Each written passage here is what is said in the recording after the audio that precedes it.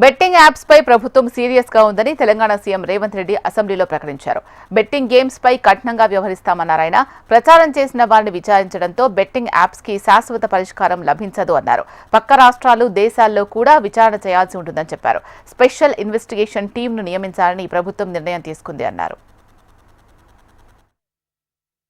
Online betting, అదేవిధంగా ఈ betting యాప్లు, అదేవిధంగా ఆన్లైన్ రెమ్మీ, వీటికి సంబంధించిన విషయాల మీద కంటిన్యూస్గా సభలో చర్చ జరగడం, బయట ఆందోళనకరమైన పరిస్థితులు ఉండడం. సిద్దిపేట శాసనసభ్యులు హరీష్ రావు గారు ఆన్లైన్ బెట్టింగ్ మీద, అదేవిధంగా ఈ బెట్టింగ్ యాప్ల మీద, ఆన్లైన్ రమ్మీ గేమ్ల మీద ప్రభుత్వం చర్యలు తీసుకోవాలి. పేదలకు తీరని నష్టం జరుగుతుంది. పేదలు ఈ బెట్టింగ్ యాప్లతో బలవుతున్నారు, ఆత్మహత్యలు చేసుకుంటున్నారు, రకరకాల ఆందోళనలు చేపట్టడం జరిగింది, మాట్లాడడం జరిగింది.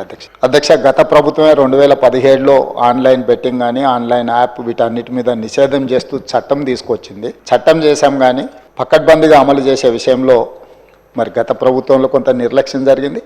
ఈ మధ్యకాలంలో అది చాలా వేగంగా తెలంగాణ రాష్ట్రంలో దుర్వినియోగం జరుగుతుంది. అందుకే అధ్యక్ష తమరి ద్వారా ఇది పక్క రాష్ట్రాలు, దేశము, ఇతర దేశాలు ఈ నేరం ఒక రకంగా అంతర్జాతీయ స్థాయిలో, రాష్ట్ర స్థాయి నుంచి మొదలు పెడితే అంతర్జాతీయ స్థాయి వరకు వివిధ రకాల సంస్థలు, వ్యక్తులు, రకరకాల దేశాలకు సంబంధించిన నేరగాళ్ళు అందరూ కూడా ఇందులో పాల్గొంటున్నారు. ఇది ఏదో టెంపరీగా ఒక పోలీస్ స్టేషన్లోనో లేకపోతే ఒక పరిధిలో మనం విచారణ చేస్తే దీనికి ఈ సమస్యకు సమూలమైన పరిష్కారం కనుగొనే పరిస్థితి లేదు. కాబట్టి ఈ ఆన్లైన్ బెట్టింగ్ కానీ, ఆన్లైన్ యాప్లు కానీ, లేకపోతే ఆన్లైన్ రమ్మీ లాంటి గేములు, డిజిటల్లీ ఈ గేమింగ్ ఏదైతే జరుగుతుందో, ప్రధానంగా బెట్టింగ్ ఏదైతే జరుగుతుందో దీని పట్ల రాష్ట్ర ప్రభుత్వము అప్రమత్తంగా ఉండాలి, కఠినంగా వ్యవహరించాలని నిర్ణయం తీసుకున్నది. అధ్యక్ష నేను ఎవరి మీద ఆరోపణలు లేకపోతే ఎవరు ఏ పరిస్థితిలో వీటిని ప్రత్యక్షంగా పరోక్షంగా అనుమతించారు, ప్రోత్సహించారు, ఎక్కువ వివరాల దగ్గర నేను వెళ్ళదలుచుకోలేదు. రాష్ట్ర ప్రభుత్వం స్పష్టంగా బెట్టింగ్ యాప్లు కానీ, ఆన్లైన్ బెట్టింగ్ కానీ, ఆన్లైన్ రమ్మీ గేమ్ల పట్ల అప్రమత్తంగా ఉండడమే కాదు కఠినంగా వ్యవహరించాలని ఈరోజు రాష్ట్ర ప్రభుత్వం నిర్ణయం తీసుకున్నది.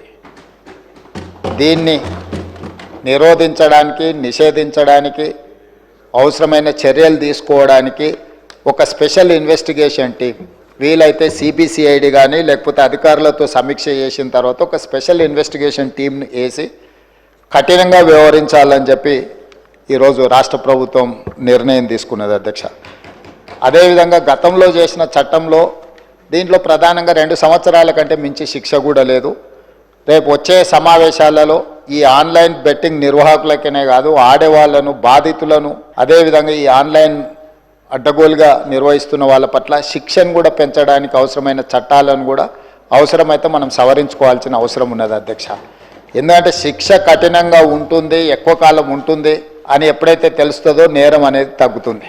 కాబట్టి దీనికి సంబంధించి పూర్తి స్థాయిలో ప్రభుత్వం చర్యలు తీసుకోవాలని, అందుకే ఆన్లైన్ బెట్టింగ్, ఆన్లైన్ యాప్లు, అదేవిధంగా ఆన్లైన్ రమ్మీ ఈరోజు నిన్న మీరు టీవీలలో, పేపర్లలో పోలీసులు కేసులు నమోదు చేసి వాటికి ప్రచారం కల్పించిన వాళ్ళను పిలిచి పోలీస్ స్టేషన్లలో విచారించడం జరిగింది. వాటికి ప్రచారం కల్పించే వాళ్ళను పోలీస్ స్టేషన్లో పిలిచి వాళ్ళను విచారించడం ద్వారా ఈ సమస్యకు పరిష్కారము శాశ్వతంగా దొరకదు.